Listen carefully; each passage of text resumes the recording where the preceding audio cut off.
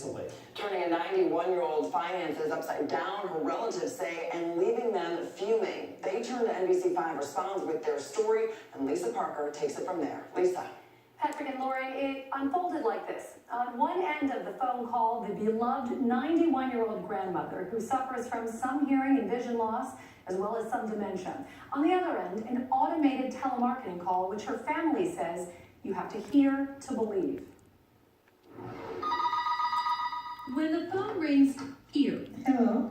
91-year-old Teresa Natalizio can be pretty sure it will be someone from here calling, her close-knit, extended family. That's the only reason she has that phone. But last September, one call that came into this nursing home room was not from a loved one. She probably was excited that the phone rang. And Teresa's daughter, Sandy, is still furious about it. Why are they calling a nursing home? And my mother, who doesn't understand anything. That call led to this bill from Birch Communications, which switched Teresa's phone service from the company she had for 50 years, AT&T, over to their service, and did it without her knowledge, her family says, at a monthly price 4 times higher, a practice known as slamming. When Sandy questioned that switch, Birch told her her mother agreed to it.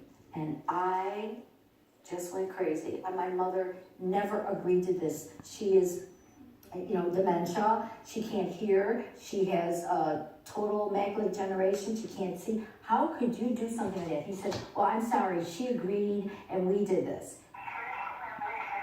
Then Birch played a recording of that call, one Sandy says was hard to listen to. My emotions were so high. Listening and hearing my mother's frail voice. That call involved 11 automated questions from Birch to Teresa. Please say yes and press the pound key at the tone. Some lengthy, all in quick succession. By answering yes to the following, you acknowledge that at the end of your 12-month contract term, it will automatically renew for another year. Please say yes after the tone and press the pound key. She's not even confirming because you never hear a beep to hit the pound key, and she can't even see her phone to hit a pound key. So how could you continually go along, and how can you switch this person and say you had consent? If Birch did slam Teresa, she would not be the first victim, according to the Federal Communications Commission. Birch recently agreed to pay $6.1 million to settle an FCC investigation into whether it engaged in deceptive and abusive marketing practices, specifically slamming. $1.9 million of those dollars earmarked for customers who filed complaints about unauthorized changes. Birch also agreed to change its business practices and adopt a compliance plan. But is Teresa's case just more of the same? A Birch spokesperson denies this was a case of slamming, but says the company wiped out all charges upon learning Teresa was not capable of making the buying decision, something he says was not obvious in that call. Today, Teresa has a new phone number where her family hopes the only callers who reach her are the ones who adore her. We just think she's our saint. She's a saint. She's a wonderful lady.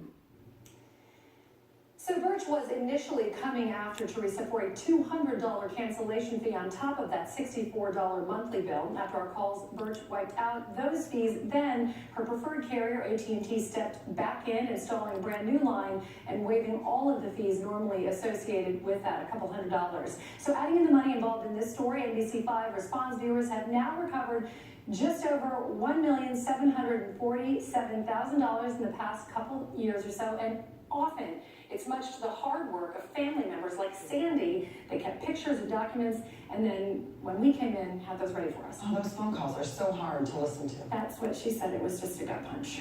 Thank you, Lisa. You're so welcome.